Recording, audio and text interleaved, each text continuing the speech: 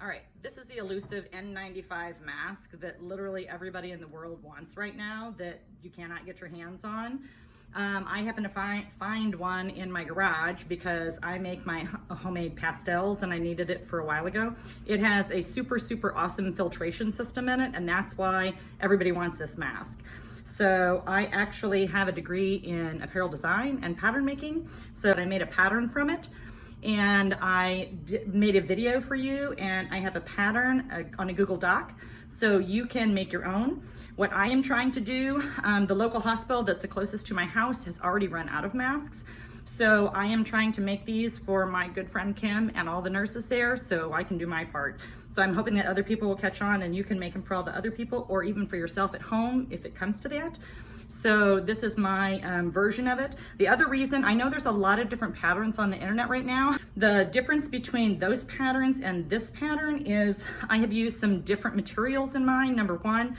And number two, when I've done so much research on this, I really got in and did a bunch of research on the World Health Organization and went and saw in third world countries what they had used in the past as far as like bandanas and t-shirts and different things, and what was working, what wasn't working, how many layers of fabric they need to put together.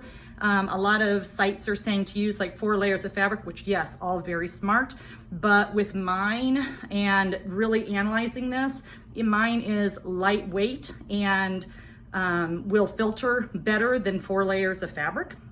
The other thing that mine does that's different than the other patterns that are out there is I see a lot on the nurses site where the nurses have a Facebook page, and they kept complaining that it was gaping around the sides in different places. And so literally people were taking duct tape and duct taping the masks to their face.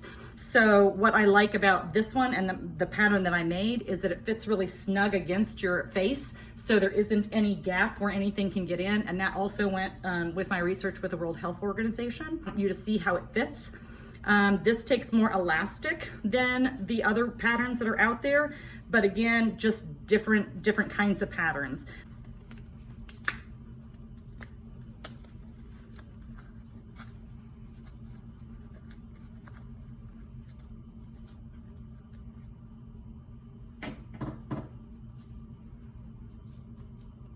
Really flush on your face. It has really good firm grip here. So to make that really tight, it has no gap on the side. On this side, it doesn't have any gap along the bottom. And that was one of the biggest complaints I saw. Just want you to kind of understand the process. Number one, I'm a teacher. I teach art for middle school kids. So number one, I've got to start my Google Classroom next week. So I'm trying this video, so trying to learn how to do this. Sorry, I totally went into teacher mode. So if you are somebody that sews or knows a lot of this information, you can skip through all of it because you have the opportunity to do that on your computer. So I want you to kind of see the process also, so you can kind of understand how it came about and why I'm using the pattern I am using. So let me kind of explain that first. Again, if you want to start skipping ahead, I'm going to take you through this whole process. Skip away. Let me put on the one that I'm doing. I'll put on this guy real quick. Hold on.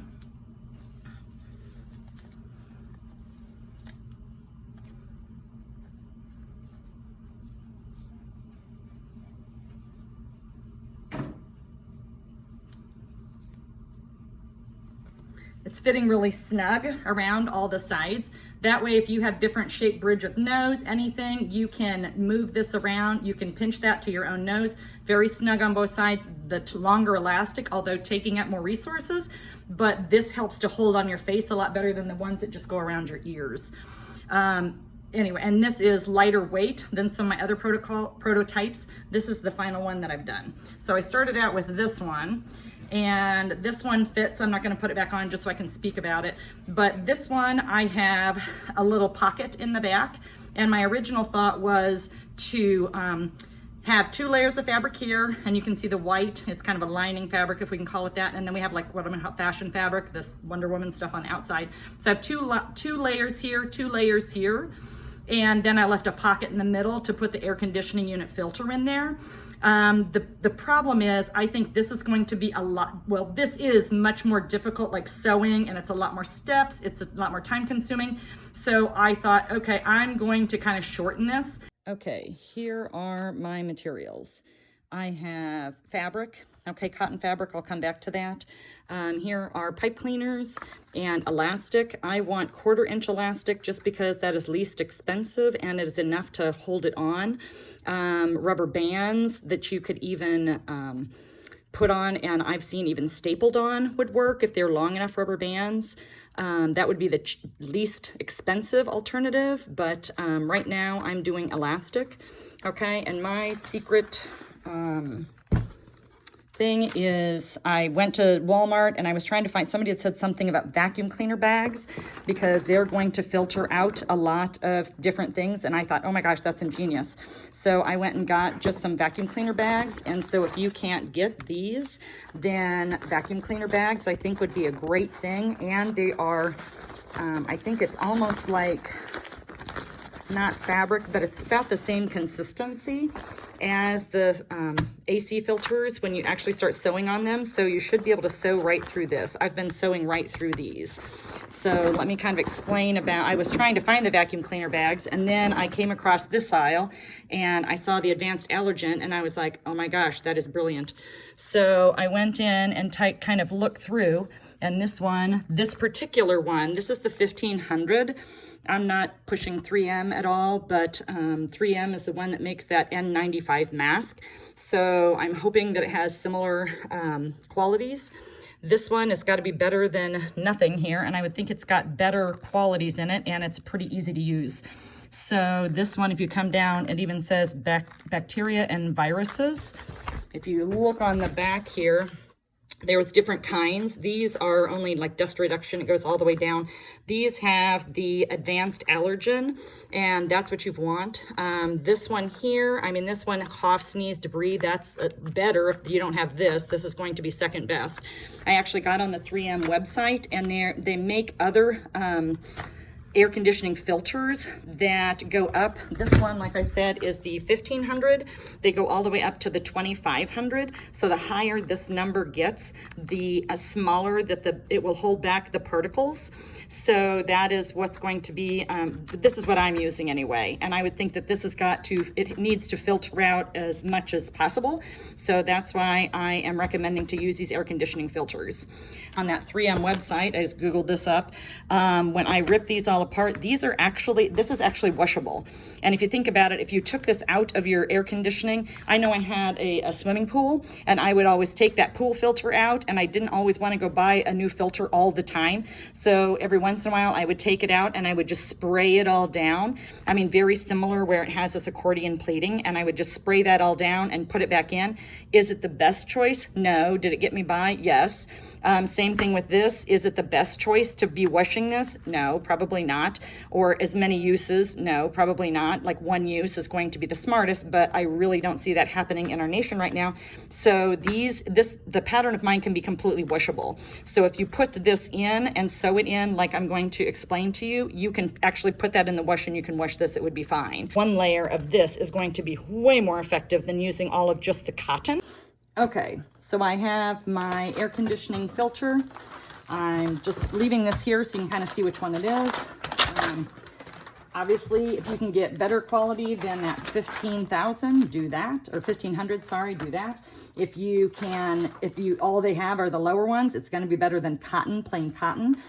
Just if you want to go and research anything, you can Google up and see as far as 3M and how much particles. It has like a MERV or Merck or MERV rating, MERV. I'm not quite sure what that acronym stands for, but they're all kind of rated as to how many small or large particles that can go through. This one is rated really, really well. That's why I'm using this. There are some, again, that are higher rated. I couldn't find any of those, so this is the best that I could get. So what I did is I took this all apart. So just start unboxing this. Take all of this off. And I'm going to do that, and I'll show you here in a minute. Okay, I've got all the cardboard parts off, And so you really want to get as much of this cardboard and this glue off as possible. If you can get all of that off, that's great. I think some of this I would almost cut off because that's kind of waste for me. There's plenty in here because I just don't want to get anything that if this had a hole in it, I just want to make sure that these particles are staying out, and I want to make these as effective as possible. So I want to just not put as many holes in as I can. So it's really easy to pull off this. It's kind of like chicken wire. Be careful not. Here's all my pattern work. I got this all together, all my crazy little scribbles, which I usually have everything everywhere. And so I have to give credit where credit is due. This is what my very fabulous friend Melissa went in and fixed this all, fancied it all up for me. So thank you, Melissa. I am very technologically challenged. As you'll see going through the video, this video is very rough. I tried to just go through as quickly as I could. All of us teachers are on that learning curve of trying to figure out all the technology to be teaching our students coming next week. So this is my run through of trying to learn how to do a class, but I'm going to take it slow. I wanted to take it very step by step because some people are going to be such learners, they're not going to understand. And other people are going to be more advanced. If you can read this pattern and you're good with it, just take this and go. I did do a 1/4 inch seam allowance. This is allowed for 1/4 inch seam allowance, just so you kind of understand. I didn't put that in here. And the only other thing that you'd need to know on this page, on the bottom piece, you need about a 2-inch hole down here to allow to turn it inside out. So if none of that is making sense to you, don't worry about it. You can go through, watch the video. So good luck. Okay, I've got to explain what a seam allowance is. Just because if you've never sewn before, you're probably saying, what the heck are you talking about when you're talking about seam allowance? Okay, seam allowance is going to be where your stitching line, from where your stitching line is to the edge of your fabric. Right in here is the seam allowance. Okay, so I have already added in a 1/4 inch seam allowance. So you can see that's at about a 1/4 inch. This is a really small seam allowance. Normally on a regular commercial pattern, they will do a 5/8 seam allowance. So this is a 5/8 seam allowance, and you can see the difference. Look at how much smaller on my pattern, and this one's a little bit larger. The reason why I have such a small seam allowance at these pieces, both of them on one page, just to make this so much easier for you. The other thing is it takes out a lot of waste when you are cutting. And the third thing is we don't want all that bulk in there. So if you are somebody that is a beginning sewer, or you are just really frustrated, or you're just used to using that 5/8 inch seam allowance, and this 1/4 inch is going to be just really difficult for you. When people can't sew a straight line and keep it parallel with the side of the fabric, which yes, that does take a little bit of practice. And if that is you and you're going to be going all over the place, this is going to be really tight. If you haven't sewn before, this is going to be this accommodates for a little more error. Okay, so if you needed to add more seam allowance onto this, okay, this is the pattern pieces that you can print off the internet. And this is just on regular printer paper. It comes out, it's exactly the right size. I had to use a 1/4 inch seam allowance just because that's what will fit on here. Cut these guys out. I have regular paper scissors, and if you sew it all, I have fabric only scissors. My children grew up, do not touch mom's fabric scissors. If you use the fabric scissors to cut paper with, it will dull these fabric scissors. So it was really in big trouble if they used the fabric only scissors. Desperate times call for desperate measures. Use whatever scissors you have. So I cut these guys out. Okay, so when I got it cut out, here's your pieces again. I put in notches. These aren't called notches, little triangles here. So these two have the same notches. So when you put this together, these line up. This lines up here at the end. I didn't cut that exact. And this should line up right over here too on this side. Okay, then, so that's where these two go together. Then I put these notches here and here, just so you know where to put the elastic. So on the top, the elastic would go here, and on the bottom, the elastic goes here. For some people, if you've never sewn before, or if it's all just very confusing for you, I put all of these notches in just because that's important, so you can kind of understand a little bit better. As far as my sewing goes, I don't use notches. Notches drive me bananas. If you're laying a bunch of these out and doing it in mass quantity, as you can see, I did not cut it out with any of the notches because number one, it takes up more fabric. Number two, it takes up so much more time to go around all of those notches. Okay, the next thing I would recommend, if you have a printer and you can print out a fair amount of these, if you're going to make a fair amount of masks or you want to do the donating, a lot of them, it's going to be the smartest if you print it out as many as you can of these, cut all these out, so then you have a bunch of these to put together and you can do them a bunch at a time. If you don't have a bunch or the opportunity to do a bunch, and I was running out of printer ink, or if that happens to you, one thing that you could also do is take you've got to print at least one of these out, so then you have the sizes. Newspaper will work really good also in a pinch. So if you had to use this and cut these guys out, and then you could trace them onto the newspaper. Newspaper is thin and it's really close to the weight of pattern paper. At any other kind of paper that you could cut this out and trace around them, so you could have a bunch of these. The lighter weight the paper, the better. I've done this before as well. If you had some kind of this is just a manila folder that I've used and cut up. Okay, I put these on here, traced around them. So then I've got my pattern pieces. I went ahead and put all the information onto here. So at least all the information you're gonna need, or I guess you could glue that on there too if you wanted to glue that on. For fact, you can get a pin through the manila folder and that's fine. These are gonna hold up a little bit longer. I wouldn't go much heavier than this. If you go to like cardboard, that's thicker cardboard, I mean, yes, that will work, and I've used that before as well. But when you go to lay that out, and let's say it's a thicker cardboard, so if you must have been this piece, if you put this piece on here, then you want to make sure that this isn't moving around. If it's a thicker piece of cardboard, you're not going to be able to get a pin through that. So it's kind of hard to hold that down on your fabric.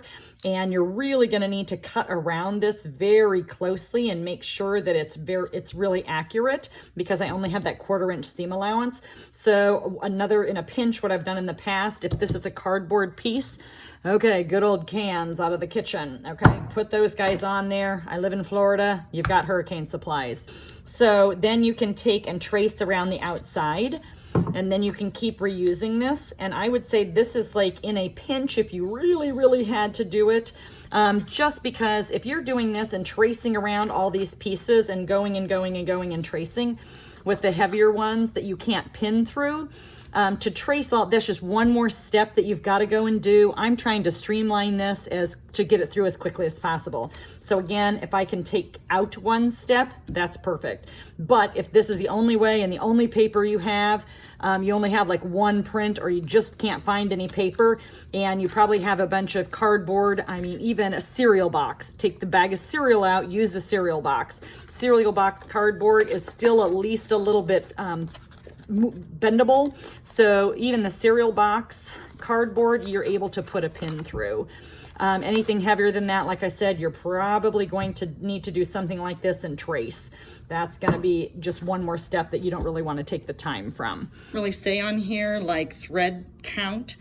The thread count is actually how many of these little threads, you can kind of see them here on the selvage, you see them coming out. So obviously a higher thread count would be more closely woven. And so the more closely the fabric is woven together, the more particles it's going to keep out. The air conditioning unit is sandwiched in between the 2 layers of fabric.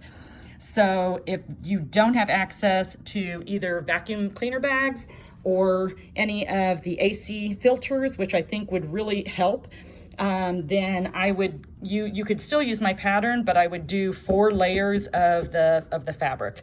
And you certainly don't need to go out and buy like big giant bolts of it. I mean, that's awesome if you can, but any kind of fabric you're going to have is going to be better. I actually had big pile of things that I was going to take to the Goodwill, and some of it had some of these similar fabrics to it. So I'm just going to cut up those garments and use that fabric. I mean, you could use that. Okay, this is on a complete bolt of fabric. You certainly don't need a bolt of fabric. Make as many as I can out of these, and this bolt actually just worked perfect for showing you warp and weft, and it's a little bit easier to see as far as like teaching because it's got the lines running through it in the pattern of the fabric. I cut a piece off here, so just so you can see the bolt that I cut off, and then this up here, this part, I'm going to take away. So you can see where that came from. All right, let's talk a little bit about this piece really quick. That's a piece that I took off this bigger chunk of the bolt. A couple of terms you're gonna need to know, or that are smart to know. The side over here where we had all of those little the little threads coming out, that's called the selvage. You can actually see all the little tiny threads coming out, and you can actually see the little holes. That's where it would have been connected to the loom, okay, to actually make the fabric. So selvage over here. Then any of the threads that are going this way, like you see here, is called warp. Any of the threads going this way is going to be called weft. Now on the warp and the weft, if you were to kind of pull on this, it's pretty sturdy. It's not really going anywhere. I'll turn this. Same thing with the weft. If you pull on that, it's pretty sturdy. Okay, when you have a 45-degree angle with the selvage, that's called the bias. So 45-degree angle, and this is going to have the most give. So when you pick this up and I can pull this, this is really kind of it's much stretchier. So number one, it works out fabulous if you are actually going to be draping anything. You have a really drapey skirt cut on the bias, that's going to be beautiful. A lot of evening gowns, that type of stuff. So we just kind of lucked out here that this has all these straight lines in it, because that's beautiful for teaching. Let's say you don't have a pattern that has a bunch of straight lines on it. What are you gonna do? Okay, so I have this little cute little dog fabric here, and we've got to find the selvage. So here you can see on the edge, can you see that? Where that would have been on the loom. Okay, so that's your selvage edge. So I'll put that right up here at the top, just like this one was, as far as the selvage, just so you can kind of understand. Then I'm going to go and put these pieces on here. Well, if you just kind of put them on every which way, they're not going to be very stable. You're not going to know how that garment's going to come together really well. And especially if you need to match up prints or things like that, that's going to be a real problem. So actually what you would do is you're going to measure from the selvage, which is going to be very stable. This isn't going anywhere. You're going to measure from the side of your fabric on the selvage, and wherever you're putting this pattern piece, we'll put him right here. And I'm going to put it right on that 5 inches, just because that'll make it easy to understand. So that's right on 5 inches from the selvage into this grain line. And then on the other side, these are really small pieces, but if you had a larger piece, then if this was moving around, you want to make sure that the other end of the grain line is also going to be 5 inches away from the side of the selvage. And then you can put a pin here. Finish putting your pins in and cut that out. Okay, and then you know that it's on grain. Okay. Anytime to do this properly, you're going to want to line up that grain line and make sure that it is parallel with the side of your selvage here. Okay, for the sewing that we're doing for life and death situations here, if you go off grain and this gets turned a little bit, that's not going to be the end of the world.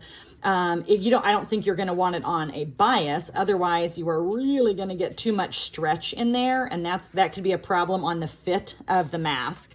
So I would try to get this as much on grain as possible. You don't need to be measuring from the side, if you're going to go super, super fast. I would try to get it as relatively close as possible. And I would just kind of eyeball these lines with the side of the selvage. I wouldn't be super concerned about it as long as these lines aren't going at like a 45-degree angle with the side of the selvage. That's when you're really going to run into trouble with making sure the masks fit okay. But again, if you only have a very small amount of fabric, you're going to have to try to fit these in best you can. So if you're going to have to take those off grain a little bit, you might have to take them off grain a little bit. Okay, don't tell Dr. Hillman, because that was my college professor and he would be really cranky at me that I'm actually teaching people to take things off grain. So we're not going to tell him about this. Okay, as you can see, I have them all pinned down now. As I was pinning them, I could get them a little bit closer together.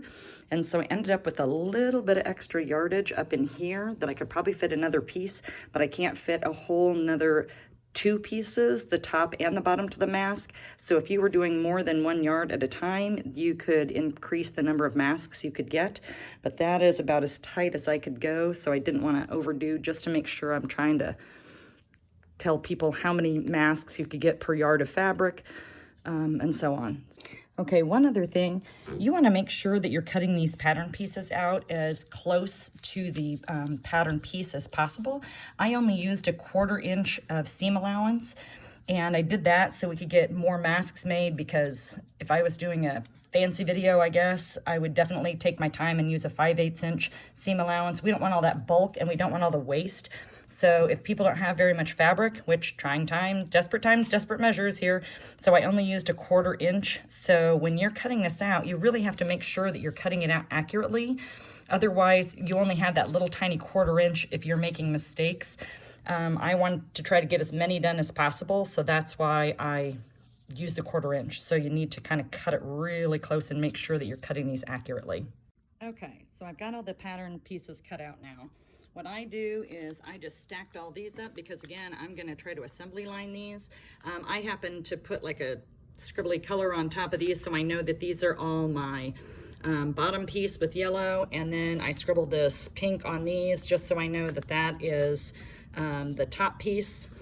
And so I have all these separated from these so I can move a lot quicker. I'm also going to, these have no notches, by the way. I'm also going to show you here with the notches, so just in case you need that, I'll show you. And also when I cut these, just to make it a little bit faster, when you cut, come up, just go up and go across and back down and over. Don't worry about going in and out and in and out. That, again, we are at a loss for time, so certainly that takes up way more time. Don't worry about these guys as much, these 2 that are like a square, and these 2 here that are like 1 triangle. Don't worry about those as much. If you're a person that's worried that you're going to get them all mixed up, just cut this one out at the top. That's the one that you're going to need the most. But again, I would recommend just not using them at all. That's how I've cut all mine. All right, so those are those. Then the other thing you're going to need to do, I got a bunch of pipe cleaners. Now I have tried the different amounts of pipe cleaners, and this is the N95 mask. And this is around 4 inches long, that metal piece that goes on the top, and that's what's going to conform to your nose and make that really good suction seal. The one thing that I've been looking at all the nurses post, I'm on the nurse site, and they say that the gaping around that sides of your face is a problem, so and up in the top. So I want to make sure that this fits as snugly as possible.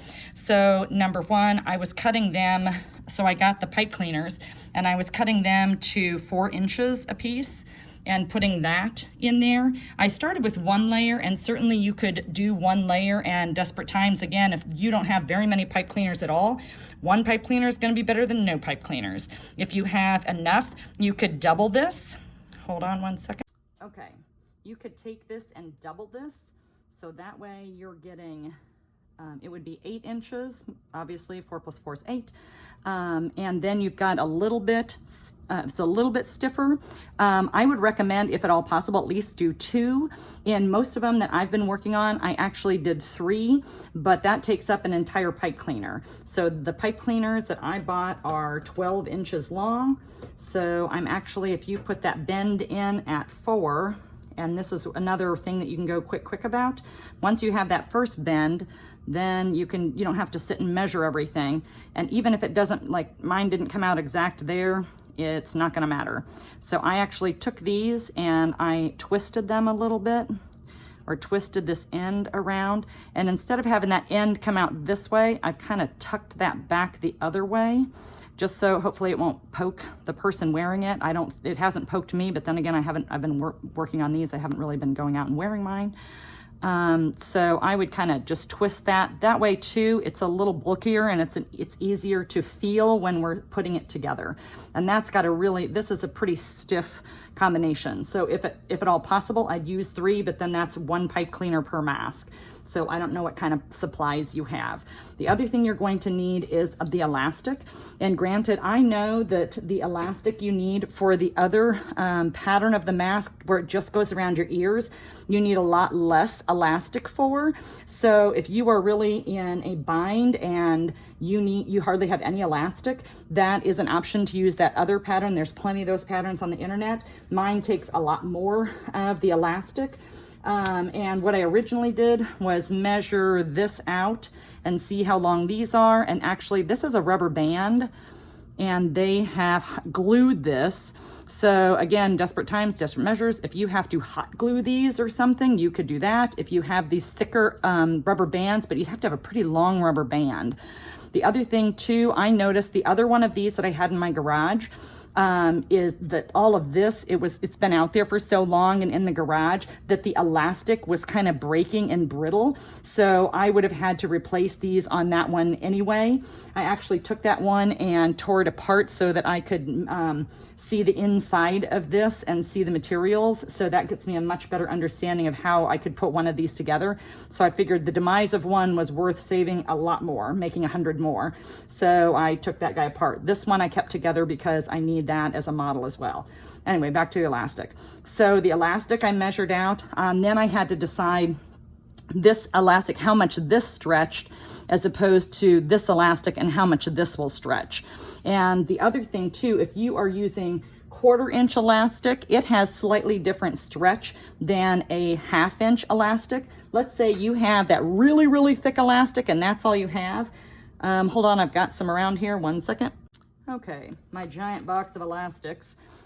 This is one that I had making window drapes, and it's really super thin, and I'm going to go to this when all else fails and I don't have any more elastic. I'll have to do this and then just really, really, double this, twist it, and really get it stitched on.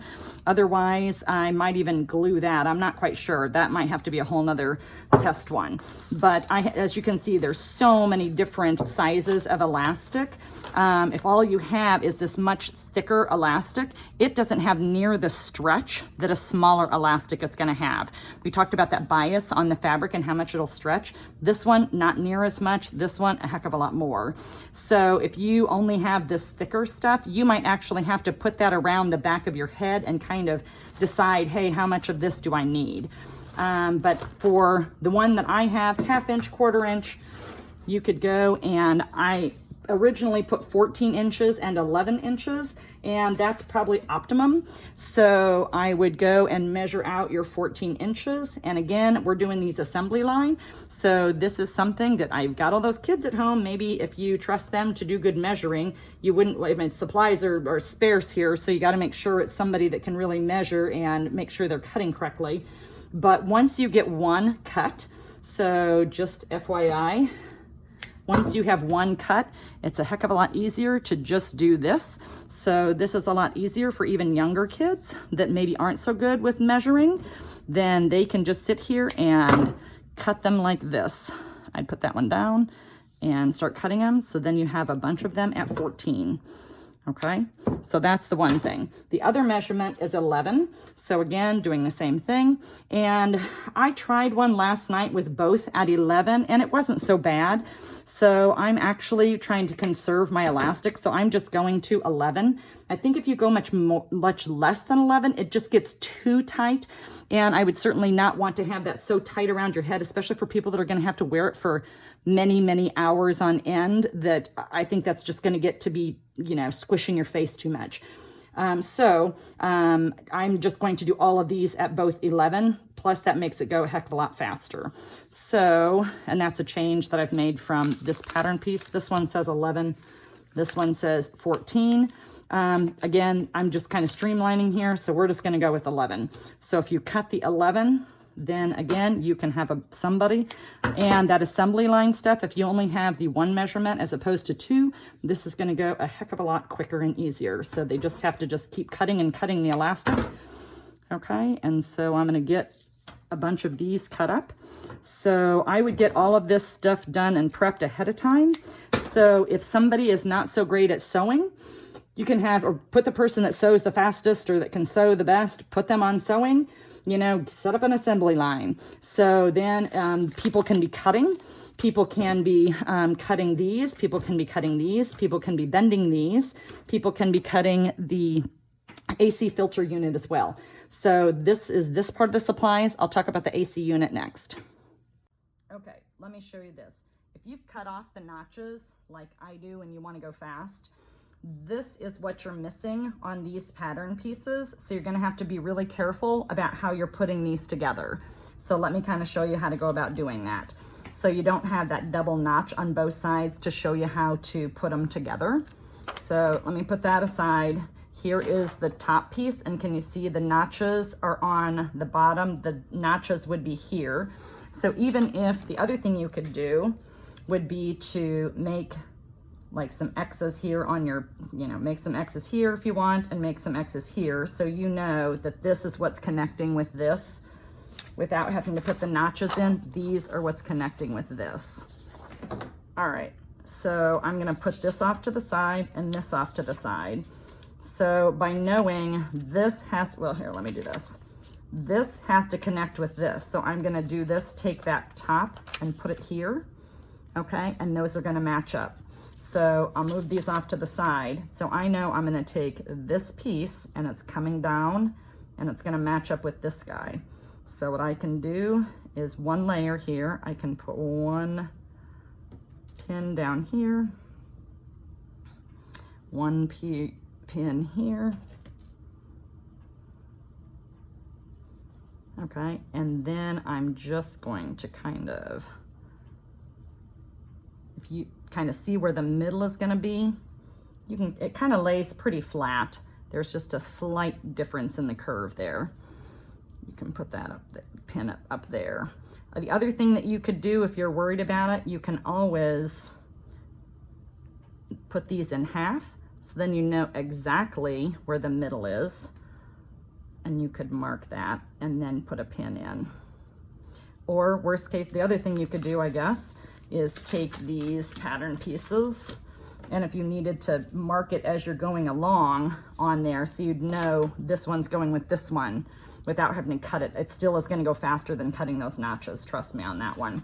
I've had to do way too much assembly line when I first got out of college, and I thought that I was hot stuff, because of course when you get out of college you're going to run away and get a fabulous design job. And so I got an assistant design job with a wedding maker, a wedding dress maker. And so I was assistant designer, thinking I'm all big stuff. It's first job out of college. I'm thinking it's fabulous, and I think, oh, I'm going to just sit there and design all these beautiful gowns. Well, I got there and she said, the designer said, oh no, you're gonna spend time in the factory doing each one of the jobs. So for a month, I had to sit and hand bead. For a month, I had to sit and do piecework, and you get paid by the piece, by the hour. And it was bust seams. If you've ever sewn, you know what a bear those can be to sew without, and especially without pins. But you had to get a certain quota done. And I tell you what, I hated every minute of it. I complained up one side and down the other. I thought it was the most miserable thing ever. But after doing that, that is why I rarely use pins anymore, and I can sew super, super fast.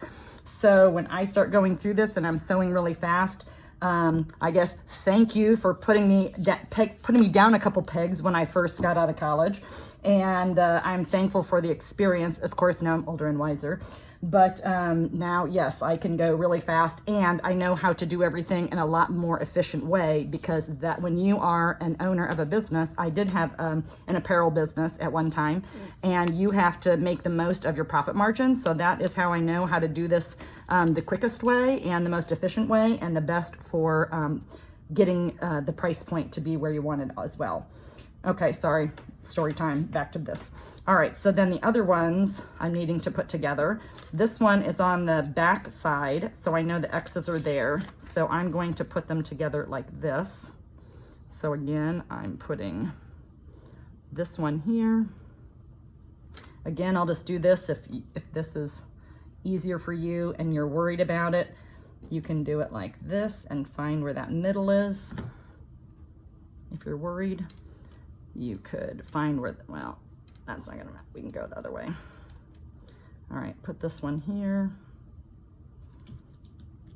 And the other thing to think of too, at this point, if I was teaching a real class on how to sew, I certainly would be a lot crabbier about making sure all these things are very proficient and put together perfectly. These masks, they are just going to be so thankful, and it literally is a life and death situation. So if the seams aren't perfectly straight, if they're not, if you come to the end and it's not all lined up, if you don't cut it perfectly, okay, these you have to cut fairly decent, but you know, if they're not perfect, guess what? It's still gonna be better than a bandana. Okay, so, you know, cut yourself a little slack if you're on the learning curve, and even myself, cutting myself a slack because, hey, you know, we all make mistakes too. All right, so I'm gonna flip this guy over just so you can see, again, when we had the notched ones, I'll bring these guys back. So they're looking the same. So you have the top piece, which is smaller, okay? Bottom piece on the bottom, top piece, bottom piece, and you have that little tiny edge in between. So that's how you can kind of tell the top and the bottom if you get lost or you need to go back and try to figure out which goes with which. So now that we kind of know how to put those together, what I would do, I'm going to just assembly line these. That's going to be the swiftest way to do it. So I have all these are that's bottom piece, top piece. Okay, so here's all my top, here's all my bottom. And so as you're going, oh, no, not that guy. Okay, these guys. All right, so as I've got this guy, taking those off, taking these off. Okay, I'm gonna put this one here. I'm gonna put this one here. Then I know, because this is where those notches would be, so the top one's coming over.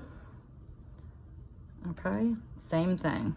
I'm not gonna go, I'll just do this one really quick. That one there, this one here, one in the middle.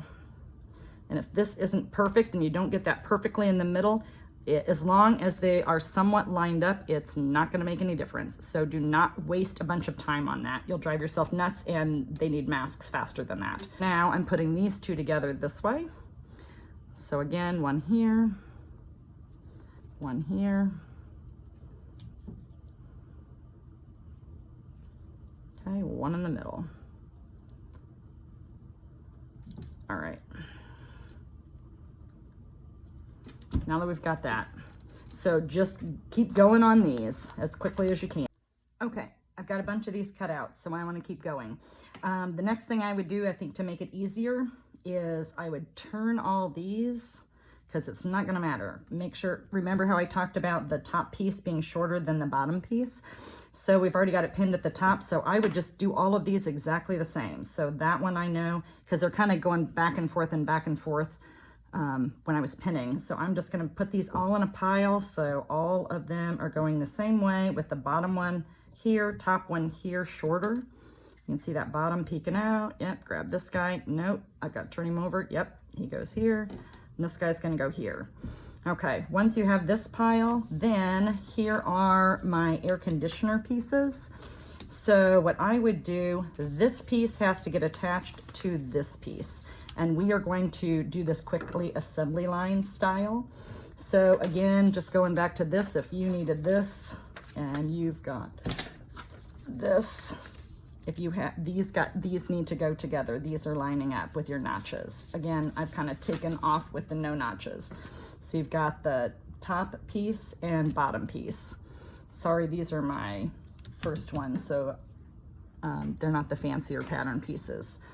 So what I'm going to do is, I know that this is the top that needs to be stitched. This is the bottom needs to get stitched to the top of this. So I'm actually going to take this one and turn it upside down. And these don't have a right and wrong side, so that's gonna make this go a heck of a lot quicker. So what I'm gonna do is take that off. Now I know this piece, since this is the top, it's gonna go right here. So I'm just gonna quickly unpin this and repin it. And I'm gonna do that side first, or it doesn't matter, I do the outsides first. Okay, and then I'm gonna come back and get that middle. You might have to this is going to be thicker and this is going to kind of curve and pucker a little bit. Okay, it's called ease, and we'll have to kind of ease that in. There isn't a whole lot of ease, so it's not gonna matter a whole heck of a lot, but we are going to make sure if it has that ease, it has similar on both sides. If it doesn't get super perfect, again, not the end of the world. If you need to put a ton of pins in to make sure that ease, it would be like putting in setting in a shoulder seam or going around a bust. Again, not my favorite things to do in the world, but you know how I got so much better at that? I did so many of them that now I hardly use any pins and just go over a princess seam bust or putting in an arm's eye. Super easy. Because if you've ever done those things, you know about this ease. This puckery business, don't stress out. And even if this kind of, goes over the top and makes kind of puckers as you're sewing, if this is very new to you, don't even stress about that. Let it go, because again, we need to get these out there as quickly as possible. It's not going to matter. So, all right, so put that up there. So this is another top, so that's going on here. And you're going to continue through all of these. I would just do all the tops first so you don't get them out of line here. So I'm just gonna do 2 of them really quickly to show you. There's this guy, check.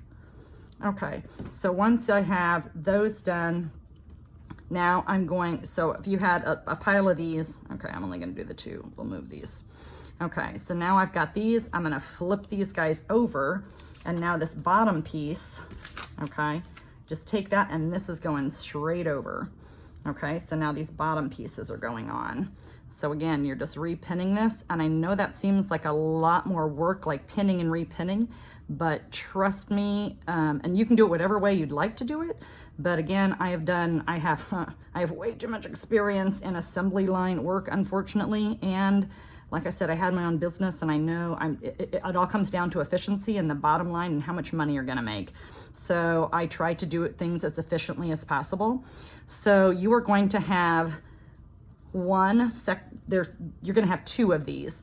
One is going to have the air conditioning unit attached to it. So that's gonna be half of these. And then the other half, because this is the half that will go, it can either be as close to your face or away from your face. And this is gonna be kind of like the lining. So half of them are going to have this on it, and the other half are not going to have it on. Okay, so one with this, one without. Okay, and these go together, and I'll just kind of show you here. So we're gonna sew these 2 seams first, this seam and this seam. Once those seams get together, then again, this is a top and this is a top, then we're gonna put these 2 together like this, and that's how the mask is gonna get made. So, so you kind of understand what I'm doing here. If you put this on both of them, like I was telling you earlier, it just gets too thick. I tried that, yeah, too thick. It just didn't work. Plus, it's going to be a real bear to get your machine needle through, because that is a lot of thickness going through there. And it's so dense, it doesn't feel super thick. I mean, denim is a heck of a lot thicker, and I've sewn on leather. I've sewn on much thicker things. The problem is, I think it's the density of this fabric, for lack of a better word, the material, that when it goes through, it's just, your needle has to pierce through it. And unless you have like a leather needle, which I do, but I doubt many people are gonna have that. I don't even know if you guys are gonna have those 14 and 16 needles that I talked about. So I'm trying to do this as efficiently for as many people as possible. But I'm sorry I'm doing so much explaining, but again, sorry, teacher mode. But number 2, if you come into these problems, I'd rather show you how the answers to the problems that you could have as you go along. So then that way, I mean, if you can't get out of your house and you can't go get more needles or you can't do anything else, I'm trying to stop the problems before they start. Okay, so half a pile of these, half a pile of these. Now we're gonna get ready and we're gonna start sewing. Okay, I've got this piece ready to be sewn. Put your presser foot down. You gotta come in a little ways from the edge because we're gonna need to back stitch if you haven't sewn before. So I'm gonna come in a little bit. I'm gonna back stitch. Going backwards a little bit there. I just put in blue thread just so you guys can see this better. I mean, you can sew over the top of your pins. I don't like to do it, so I'm going to kind of pull these as I go. The other thing is, this is a 1/4 inch. Sorry, I should have said that ahead of time. I'm just lining this up with the side of, this is a presser foot, the side of the presser foot. This guy right here is normally 5/8. I'm trying to use a really, really small seam allowance, so that's that 1/4 inch I was talking about. So, and I think this is easier for people just to line up with as you're sewing. So that's why I'm just going to do this. Hold on, I'm going to pull that through. All right, let me move this pin.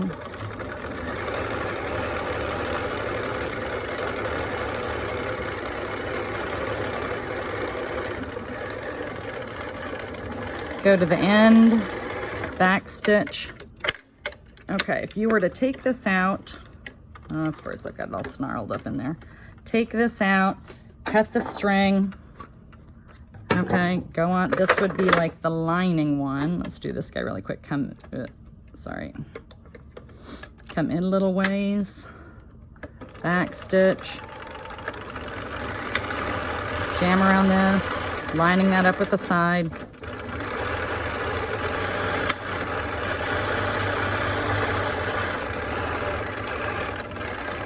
Back up, back stitch, take this out, clip it. Okay, that takes a little more time. Every time you've got to take that out and clip it. So let me show you what I normally do. So I would just get all of these lined up. So if you're going to do assembly line, I've got the ones with the air conditioning unit on it and the other ones, and we're just going to sew them all at the same time. So that's why I've kind of done this all piecemeal. So I'm going to put this guy in. Hold on, let me pull that back a little bit. Put this in, back stitch. Oh, of course. Come on. All right, I'm gonna try that again. Back stitch, line this up. If you have smaller pins, I have giant pins. That's why I heard it click earlier, and so I don't wanna ruin this needle, so that's why I'm pulling my pins. So I'm gonna go around here.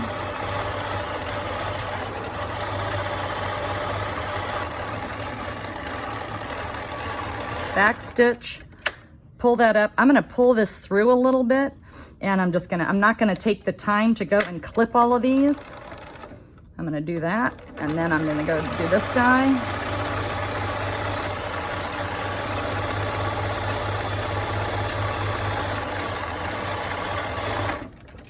Pull it a little bit, grab the next one, grab the next one. Presser foot down, back stitch, do this guy.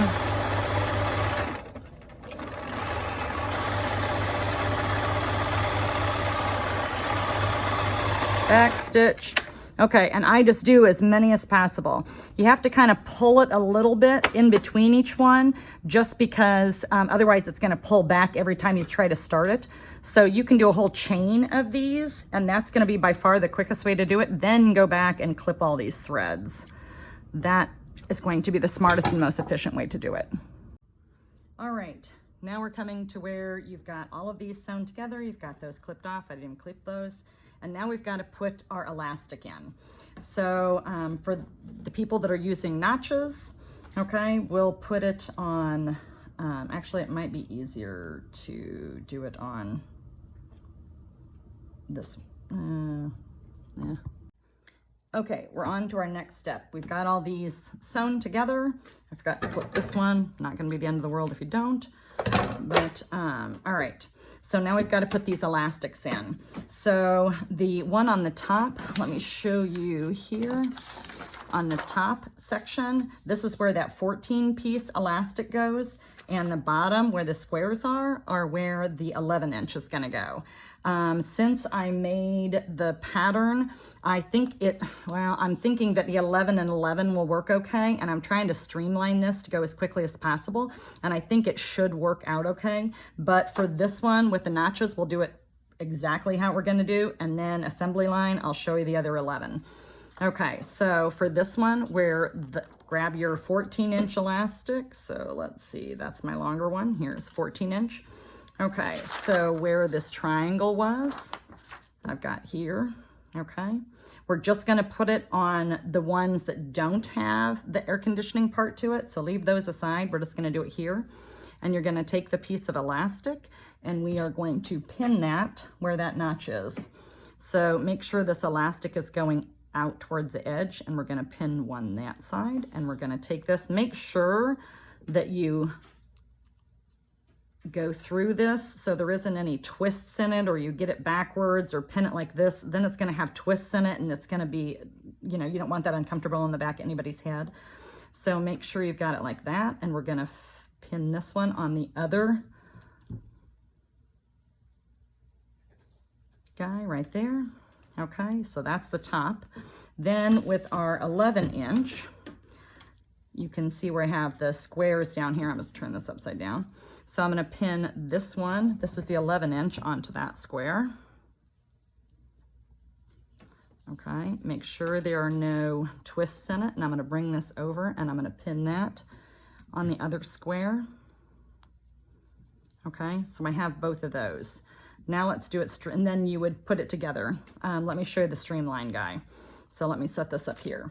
So streamline, no notches. Now what the heck am I gonna do? Okay, so we know that this one is the smaller piece, or the top piece, because it's smaller. We've kind of went over that each time here. So when I teach middle school art, and I always talk about visual cues, and in this one, this is gonna help us with visual cues, and it's just gonna go a heck of a lot quicker. So if I use this and you come up about a 1/4 inch, if this is gonna be about a thumb away from your seam line. And then this one is actually down a little bit further than your seam line, probably like 2 fingers, I would say, from your 1/4 inch here. So what we're gonna do is come up here. Oh, I'm taking up guitar in all of my spare time. That's why my nails are looking really scary. Anyway, so I would say come up a thumb, or actually let's use this, the scarier thumb, I guess, and away from that seam, and I'm going to put a little pin here. And again, if I come up, thumb, put a pin there, okay? And down on the bottom, it was about 2 fingers, or worst case scenario, I would just go a little bit more than a thumb, okay? I don't think at this point, people are gonna be so happy just to have these. It's not gonna make a whole lot of difference. So I'm going to put it a little bit further than the thumb and just mark those places. I'm gonna use these 11-inch because we're gonna see how well this works. Okay, make sure you don't have any twists. Go ahead and put this guy in. Same thing with the bottom.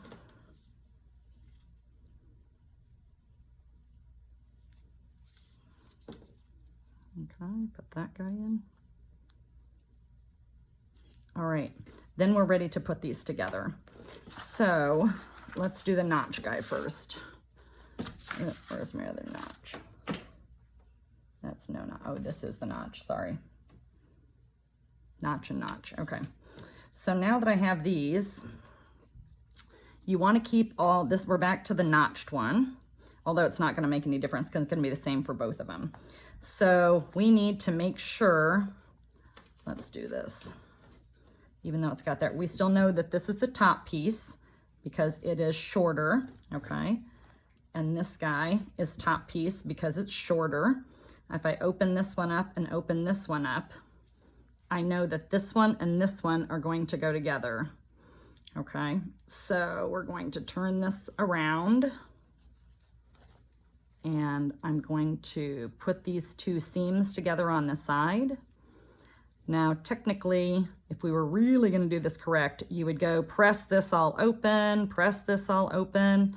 Okay, don't tell Dr. Hillier I'm not doing any of this stuff because when I was in college. Oh my gosh, if you didn't press open those seams.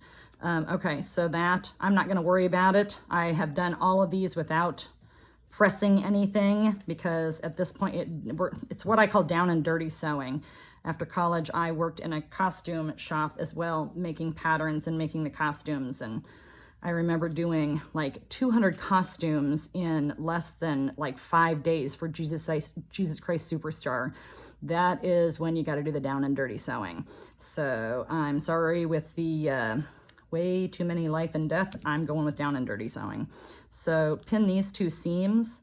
And even if they're, here, I'll do it badly so you can kind of see. It doesn't matter if they are going every which way. I just make sure that this part right there is lining up with that part, with the seam. Make sure those are together. Don't really worry about the seam allowance so much.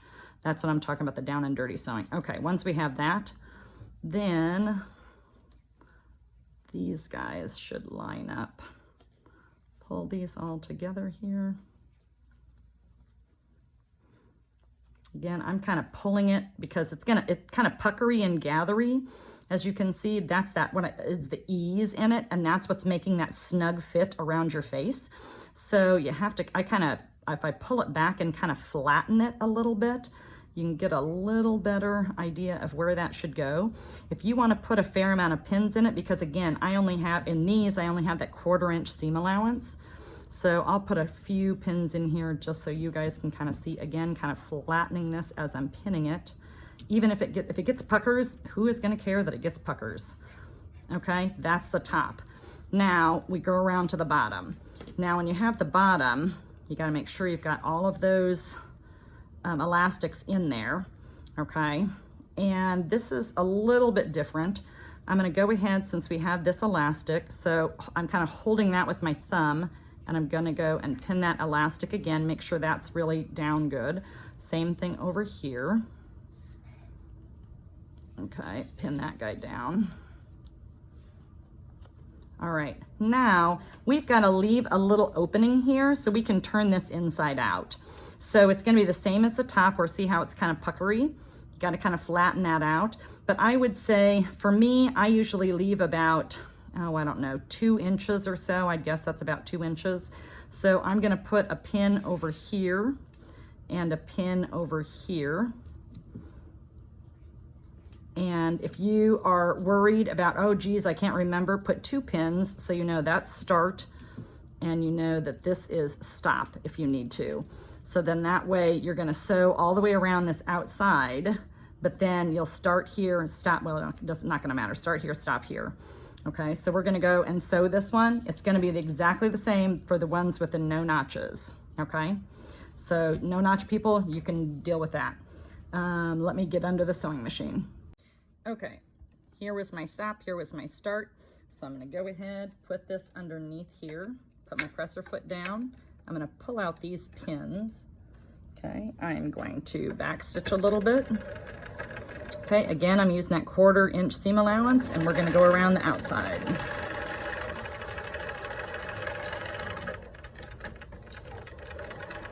When you get to these seams, it can get to be really thick with all this in it, and that's why I was talking about using that 14 or 16 inch needle.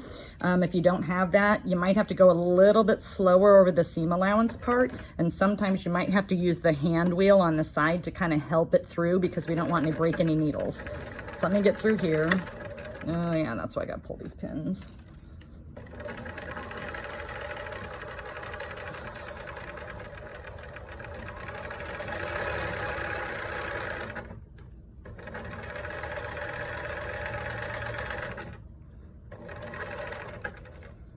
Okay, if you happen to get little puckers in here, again, not gonna be the end of the world. I'm kind of pulling as I'm going to try to kind of pull those puckers out, because that's that ease that you're putting in.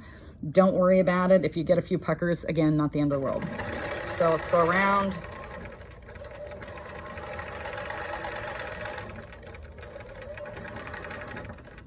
A little bit slower.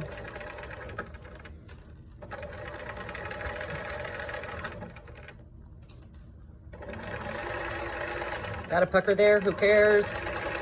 Couple more there. Okay, we're about over. I know I need to go a little bit further. I'm gonna back stitch. Okay, I'm gonna go ahead and cut this. Okay, now that I have this, you need to turn this inside out.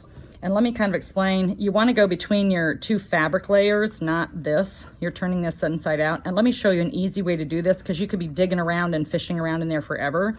What I do is just kind of wad this up a little bit, grab from the back end and kind of push that through. That's a heck of a lot easier and quicker just to pull this whole thing through. And that was from experience. Okay, once you get that all turned out.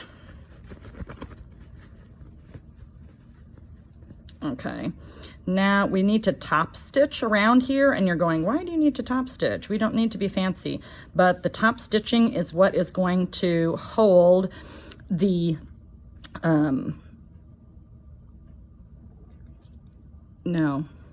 pipe cleaner in place. Sorry, we might have to cut that out. And we can go back and edit it. Okay, so pipe cleaner in place. So this is the bottom of the mask. This is the top of the mask. Bottom of the mask has a hole in it. Let me grab that. Hold on. Cut it. All right, now go back to your pipe cleaner. We got to put this in. So what I'm doing, again, this is bottom mask with a hole. Top is here.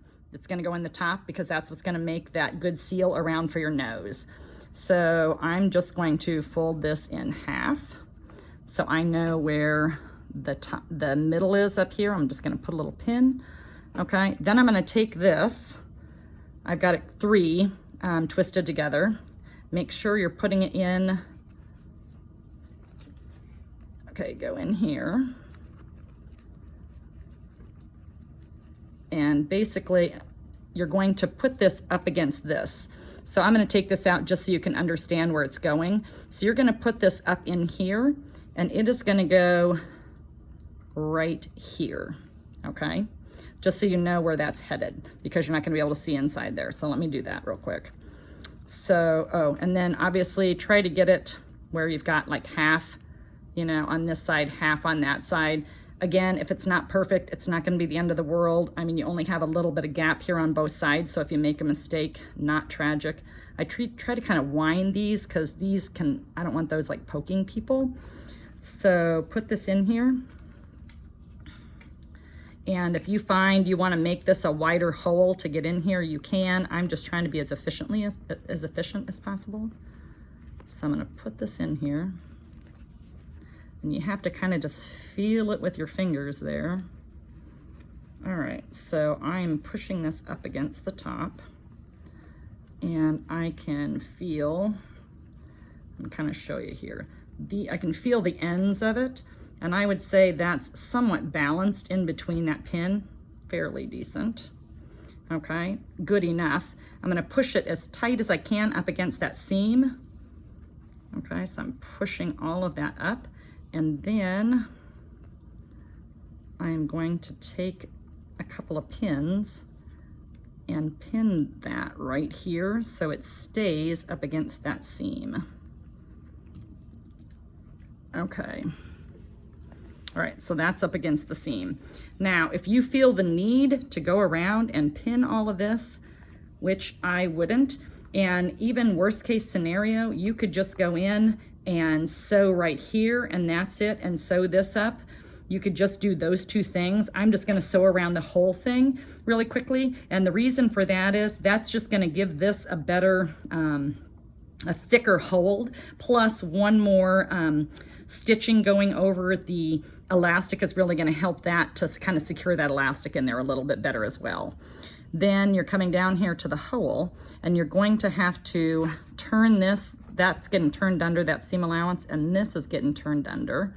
Again, if this isn't perfect, no one is going to care. Mine is a hair puckery on this one. So what? So we're going to close that up. I'm going to put a couple of pins there. If it's not perfect, normally, if you're making a garment, you would go and you would press this, make sure that's all nice. Again, I'm not doing this for pretty, I'm doing down and dirty sewing. So, all right, so that's pinned. So now you've got a couple of different things. Now we've got what's called top stitch.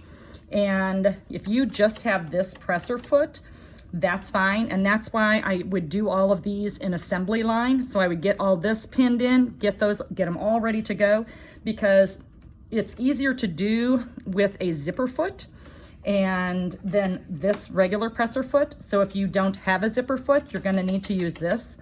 And I'll show you that. Let me put in the presser foot. 1 second. So if I, here, cut it off. All right, this is a zipper foot. It helps you to put zippers in. Okay, this is a regular presser foot. If you don't know how to get these off of change these out, there's a little lever back here. You can pull that up, push this down. Mine, I'm going to put in here, pull that back down. Okay, now if you can see, if my needle was to come down, boom, that's gonna hit right on that zipper foot. So that's gonna be a problem. So we want to move the needle, and you should have some place where you can move your needle. This is the knob that moves mine. And you want the needle to go as close to this as possible. So we are going to move my needle over here. So now when I put this down, it's not going to hit that, okay? So now when I sew this up, you can just line that up. Now I'm lining it up with this, and actually it really isn't going to matter. You can line it up with about any of these. If you wanna do it at, oh, actually, no, I take that back. It really does need to be lined up with this because then it's gonna catch our seam allowance. So yeah, let's line it up with that. Put the presser foot down. I am going to back stitch. I'm gonna pull these pins as I go. And as I'm sewing, I'm just kind of turning this out. Again, I wouldn't take all that time to press. You just don't have that time. Again, it's not gonna matter if it's pretty. These people are gonna be just thrilled to have them. So I'm just making sure, I kind of turn this as I go, making sure to get that like as flat as possible and right at that seam allowance. So I'm gonna go around. When I get to the elastic, I can kind of pull this out. Don't get the elastic caught up under there. You're gonna have a heck of a problem. So I'm gonna go around, go over the elastic. I'm gonna kind of work that a little bit. Again, now you're getting kind of thick. So that is, oh gosh, I almost, okay, put that down a second. I almost sewed over that elastic. That would have been bad. All right, I'm moving these elastics out of the way. Okay, presser foot back down. This is kind of thick again over our seam allowance, so you got to kind of be careful. If you need to hand walk it through, if you have a smaller needle, you can do that. Go across. And again, these don't, it's not perfection, okay? We're just trying to get around there, and it's for a reason. It's not to make this pretty. So if you don't keep this exactly on that, do not beat your, just go. So I'm going around, going around. When you start getting up here where your pins are, this is where, remember, this is where you've put that pipe cleaner in. So you're gonna wanna sew about right where this pin is. You don't wanna have your needle hit the pipe cleaner because that's gonna be metal on metal, and that's gonna be a big problem. So if you want to kind of move out to making your seam allowance not so tight and make it a little bigger up here, whoop, just so you don't really hit this, you know, you really go around it, you can. The problem is too, you have to get it like fairly close to this just so it'll hold that pipe cleaner in place. Okay, so it's that's kind of walking a fine line. I had originally thought about taking the pipe cleaner and just putting it on the one side, and you could zigzag over it. And so, I mean, you could do that if you wanted, but I figured this up against your face or then throwing it in the wash, I just thought that this would be easier to have it all inside. So just takes a little more effort. All right, so I'm coming around. I know my pin is there. My nail, I can kind of feel where that pipe cleaner is. So just make sure, and that's why I'm using that zipper foot. So you'll be able to kind of feel it. Go beside it. Move that. Don't get the elastic. I want to make sure that this is kind of flat. That's the end of the pipe cleaner here. So just try to not get that to roll. You want that to just be really flat and going up against there. Like I said, if you want to pin all the way around, you can do that. But like I said, we're trying to make as many of these and donate as possible. So I'm trying to show you the best way to go about doing that. All right, I'm almost all the way around here.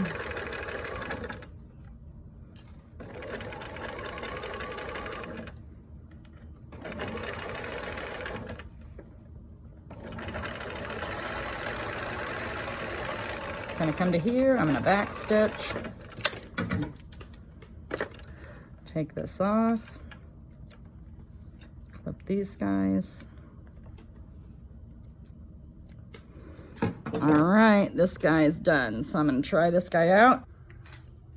You've got really good fit here, okay?